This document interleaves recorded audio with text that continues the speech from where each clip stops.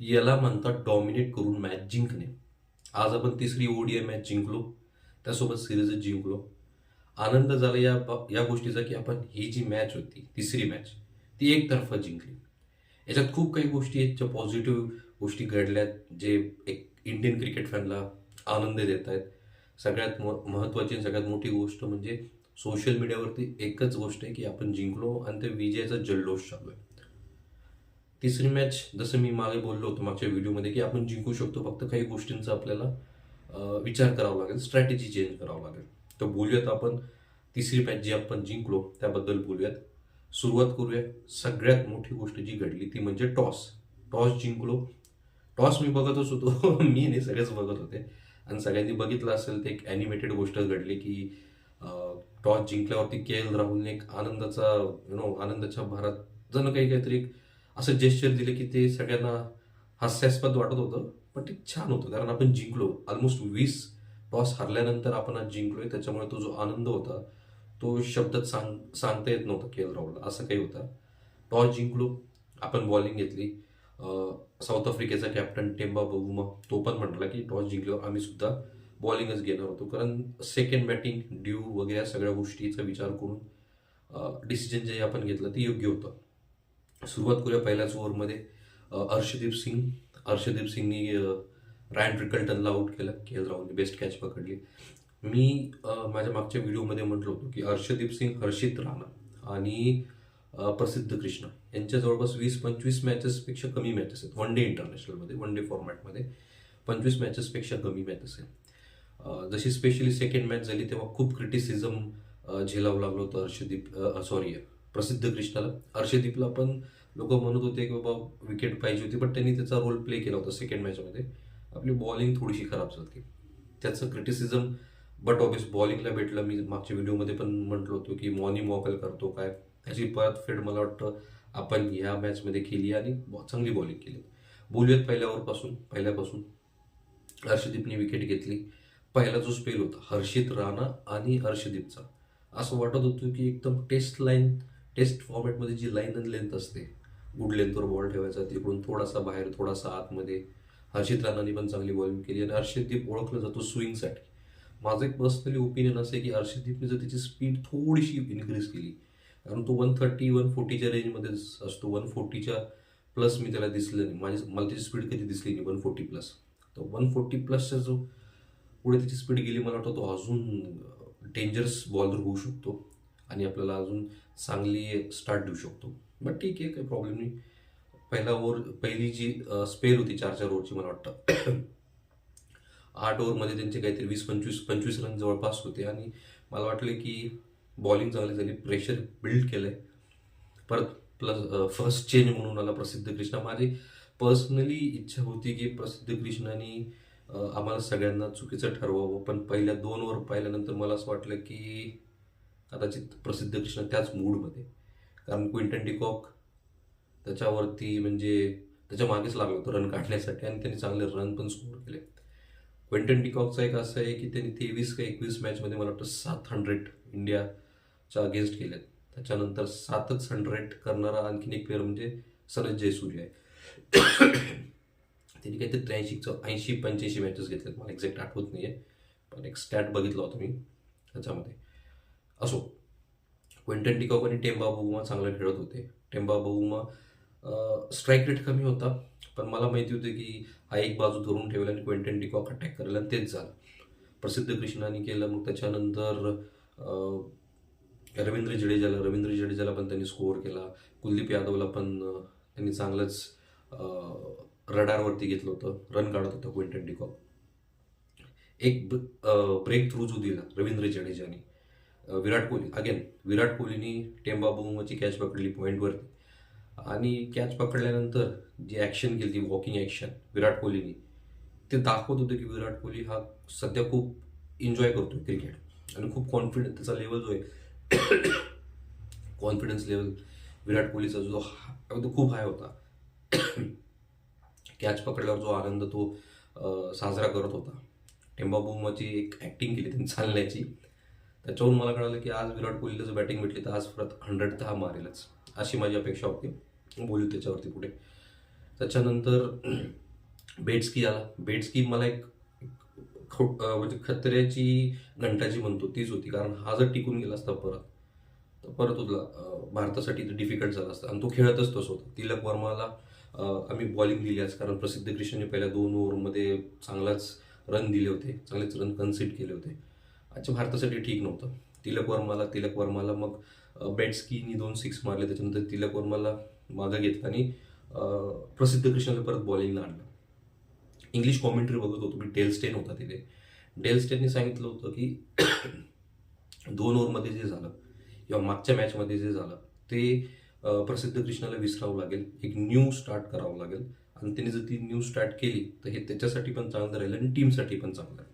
हे Dale Steyn बोलत होता इंग्लिश कॉमेंट्रीमध्ये. मी ऐकलं आणि मला ते पटलं, कारण एका बॉलरला त्याचा कॉन्फिडन्स बूस्ट करण्यासाठी ज्या वाईट गोष्टी झाल्यात किंवा जे रन जास्त गेलेत, महाग ओव्हर गेल्यात, कॉस्टली ओव्हर गेल्यात, ते विसरून एक फ्रेश स्टार्ट करावं लागेल. ते त्यांनी केलं. बेट्सकीला मला वाटतं LBW आउट केलं, माहीत नाही. त्यांनी लगेच रिव्ह्यू पण घेतला होता.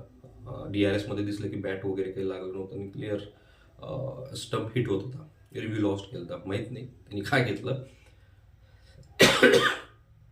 तिथं झालं. मग त्याच्यानंतर एडन माक्रम एकाच ओव्हरमध्ये 2 विकेटा घेतल्या प्रसिद्ध कृष्णाने.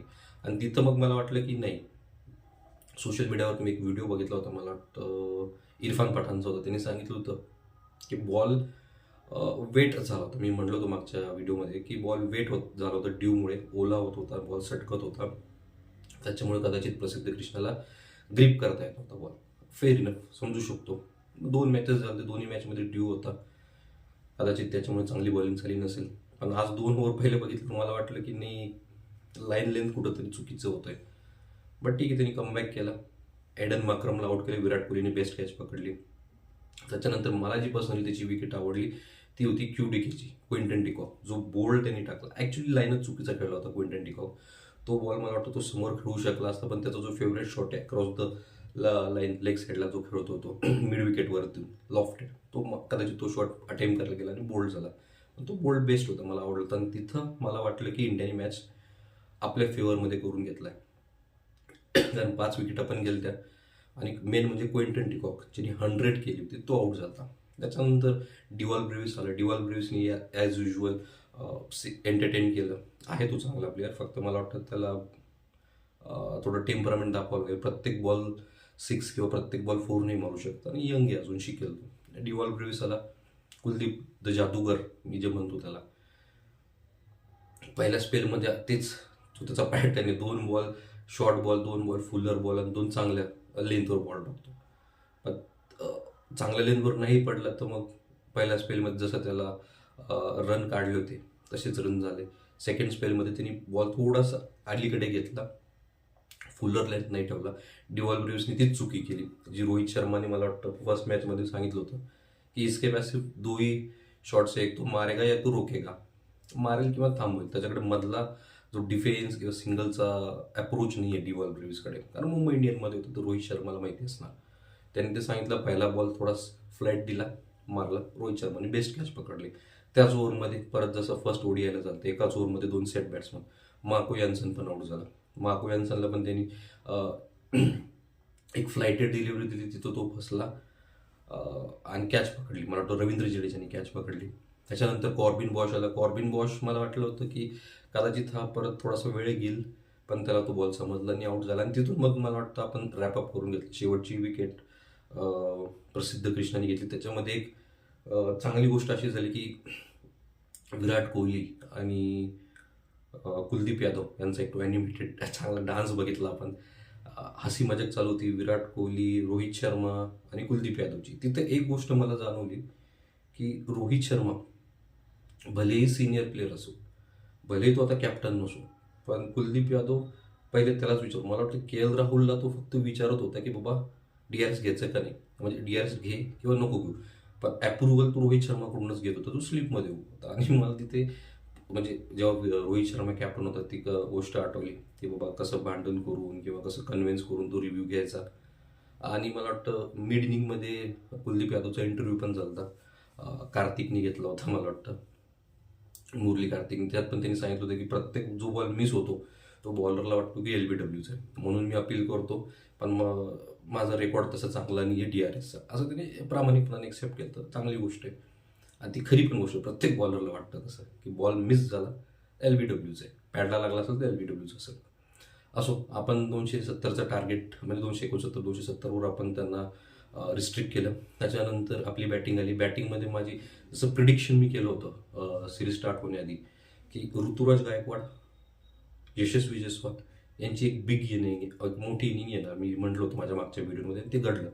मागच्या मॅचमध्ये ऋतुराज गायकवाडने 100 केलं तर या मॅचला यशस्वी जयस्वालने केलं. आणि यशस्वी जयस्वालला पर्सनली मी प्रिव्ह्यूमध्ये पण म्हणलो होतो की हा त्याच्यासाठी एक इम्पॉर्टंट चान्स आहे, कारण शुभमन गिल नाही आहे. शुभमन गिल नाही आहे म्हणून त्याला अपॉर्च्युनिटी भेटते, पण 2 मॅचमध्ये त्यांनी ती कॅपिटलाइज नाही केली. आज मला असं वाटत होतं की तो कुठंतरी ती जी अपॉर्च्युनिटी त्या अपॉर्च्युनिटीला बनवण्यासाठी तो खेळतोय तसं, कारण ऑलमोस्ट 54 बॉल 54 बॉलमध्ये त्याचे काहीतरी 28 29 रन होते. आणि हा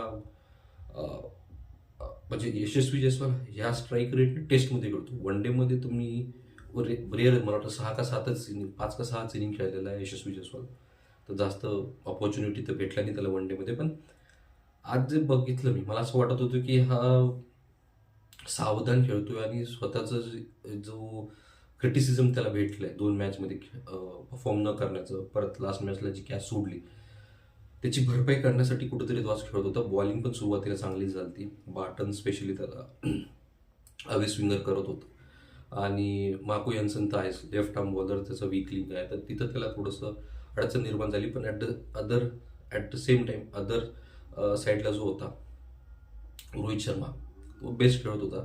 सुरुवातीला थोडंसं त्यांनी वेळ घेतला, पण नंतर मग मला वाटतं लुंगी एनगीडीला जो त्यांनी 6 मारला स्टेप आउट करून, तिथे मला वाटलं की आज रोहित शर्मा 100 करेल. आणि मी रोहित शर्माबद्दल पण प्रिडिक्शन केलं होतं की रोकोंपैकी दोघेही 100 करतील.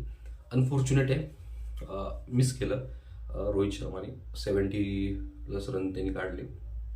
ठीक आहे, काही प्रॉब्लेम नाही. आणि रोहित शर्मा तसं पण सेंचुरी किंवा रेकॉर्डसाठी खेळत नाही, त्याचा सेल्फलेस इंटेंटसाठी तो ओळखला जातो, सेल्फलेस अप्रोचसाठी ओळखला जातो. आणि त्याने स्टार्ट दिली चांगली. वेळोवेळी तो यशस्वी जयस्वालला गाईड पण करत होता की बाबा हळू खेळ, किंवा काही काही ठिकाणी असं वाटलं की यशस्वी जयस्वाल प्रीडिटरमाइन होतोय की नाही आहे आता मी या बॉलरला अटॅक करणार. पण तो बॉल थोडासा त्याच्यापासून दूर जात होता, तिथं मग तो स्ट्रगल पण करत होता. तर मला वाटतं तिथे रोहित शर्माने त्याला समजून सांगितलं असावं की बाबा वेळ घे, काही प्रॉब्लेम नाही आहे. आणि तेच यशस्वी जयस्वालनी वेळ घेतला आणि 100 केली. 50 जेव्हा झाली, मला वाटलं त्याच्याकडे कॉन्फिडन्स आला आहे. त्याच्यानंतर त्यांनी एकाच ओव्हरमध्ये मला वाटतं 2-3 चौके पण मारले. आणि विराट कोहली, रोहित शर्मा आउट झालं, विराट कोहली आला. विराट कोहली जसं मी म्हटलं तुम्हाला, टेंबा बाउमाची त्यांनी जेव्हा कॅच घेतली, त्याच्यानंतर त्यांनी जे सेलिब्रेशन केलं, मला वाटतं टेंबा बाउमाचीच चालायची स्टाईल त्यांनी कॉपी केली अशी. तेव्हा मला जाणवलं की आज विराट कोहलीला जर चान्स भेटला तर आज पण 100 मारायला, कारण तो क्रिकेट एन्जॉय करतोय सध्या. आणि बघितलं पण इनिंग आली नो लुक 6 जो त्यांनी मारला, मला वाटतं मिडॉनच्या वरून, असा जो हॅरिस राऊफला पण 2022मध्ये तसा नाही, बट त्याच कॅलिबरचा होता तो. तेव्हा मी म्हटलं की यार अजून 40-50 रन असले असते तर कदाचित विराट कोहलीने 3री सेंचुरी ती पण केली असती आणि मला वाटतं रेकॉर्ड झाला असता. 2013मध्ये क्विंटन डिकॉकने भारताविरुद्ध 3 सेंचुरी कंटिन्यू स्कोअर केल्या होत्या. पण ठीक आहे, आज रनच नव्हते तेवढे. यशस्वी जयस्वालनी पण 100 केली ती, रोहित शर्माने 70 रन काढले, तर तेवढा वेळ नाही भेटला, तेवढे रन पण नव्हते अवेलेबल. बट जेवढी रन होते, जेवढी इनिंग विराट कोहलीने खेळली, पूर्ण एंटरटेन केलं त्याच्या फॅन्सला. रोको जे मी लिहिले थंबनेलमध्ये, रोको, रोहित शर्मा आणि विराट कोहली या दोघांनी त्यांच्या फॅन्सला खूप एंटरटेन केले. यशस्वी जयस्वालनी पण आज एंटरटेन केले. ठीक आहे, थोडा स्ट्रगल केला, बट आपल्या सगळ्यांना माहिती यशस्वी जयस्वाल जो टेस्टमध्ये भारताला खूप मदत करतो, बेस्ट चांगलं स्टार्ट देण्यासाठी. आज त्यांनी वन डेमध्ये केली. होप पुढे त्याला अपॉर्च्युनिटी भेटत जाईल आणि भारताला तो असेच त्याची सेवा देत राहील आणि आपण जिंकत राहू. आनंद मला या गोष्टीचा झाला की प्रेस कॉन्फरन्समध्ये आता साऊथ आफ्रिकेचं कोच असं काही बोलणार नाही कदाचित. गौतम गंभीर किंवा आपले प्लेयर किंवा आपला कॅप्टन काय म्हणेल याच्याकडे लक्ष राहील. आणि पॉझिटिव्ह गोष्टी भरपूर आहेत. अर्शदीपची बॉलिंग मला वाटतं वन डेमध्ये पण आपण त्याला कन्सिडर करू शकतो, कारण जसप्रीत बुमराह खेळत नाही आहे. तो एक चांगला प्लस पॉईंट आहे. रोहित शर्मा विराट कोहलीचा फॉर्म 2027च्या दृष्टीने बेस्ट आहे, कारण मला वाटतं विराट कोहली किंवा रोहित शर्मा किंवा हे दोघंही टीममध्ये असतील तर एक्सपिरियन्स प्लेयर म्हणून यंग फ्रेशर जे पण टॅलेंट येईल त्यांना ते हेल्प नक्कीच करतील. कारण विराट कोहलीचे 14,000 रन आहेत ऑलमोस्ट वनडेमध्ये, रोहित शर्माचे ऑलमोस्ट 11,500 रन आहेत वनडेमध्ये. त्यांचा जो वास्ट एक्सपिरियन्स आहे तो फ्रेशर्सला, यंग टॅलेंटला, न्यू कमर्सला कधी पण फायद्याचंच आहे. टीम मॅनेजमेंटला माझी एवढीच विनंती आहे की रोहित शर्मा आणि विराट कोहलीने तर प्रूव्ह केलं आहे की ते डिझर्व करतात सध्या, आणि मला वाटतं चॅम्पियन्स ट्रॉफीमध्ये पण खेळले होते दोघं. तर ही जी मध्ये एक सोशल मीडियावरती आलती की 27मध्ये खेळलं पाहिजे, नाही खेळलं पाहिजे ओडीआय वर्ल्ड कप. मला वाटतं सध्या तर ऑडिशन जे दिले दोघांनी त्याच्यात तर ते पास झाले. इथून त्यांना बाहेर बसवणं म्हणजे काहीतरी मोठा चमत्कार करावा लागेल, आणि तसा चमत्कार झाला तर मला वाटतं सोशल मीडियावरती तर मग नाराजी झेलावं लागेल आपल्या टीमला. तसं होणार नाही. 100 मॅन ऑफ द सिरीज झाला आहे Virat Kohli, Yashasvi Jaiswal man of the match झाला आहे. तर पॉझिटिव्ह गोष्टी ह्याच आहेत. ऋतुराज गायकवाड भेटला आहे. मला वाटतं तिलक वर्मा बॅटिंग आली असती, म्हणजे ठीक आहे नाही आली, बट मला बघायची इच्छा होती कारण मला तिलक वर्माची बॅटिंग आवडते. लेफ्ट हँडेड आहे, T20मध्ये तो बेस्ट करतो, सगळ्यांना माहिती आहे. बॉलिंगमध्ये जसं सांगितलं हर्षदीप आहे, हर्षित राणा पण बेस्ट आहे. हर्षित राणा मला वाटतं जर थोडासा बॅटिंग पण करून गेलं तर जो मार्को यान्सन साऊथ आफ्रिकेसाठी करतो तेच हर्षित राणा पण करू शकतो. हाईट पण आहे, पेस पण बॉलिंगमध्ये आहे, शॉट्स पण आपण बघितले ऑस्ट्रेलिया सिरीजमध्ये. तो हो, या सगळ्या गोष्टींमुळे भारत ही मॅच तर जिंकला, सिरीज पण जिंकला, आणि आम्हाला सगळ्या क्रिकेट फॅन्सला, भारतीय क्रिकेट फॅनला आनंद आणि जल्लोष साजरा करण्याचा एक निमित्त दिलं. त्याबद्दल मी टीम इंडियाचा आभारी आहे. भेटूयात पुढच्या व्हिडिओमध्ये, तोपर्यंत काळजी घ्या.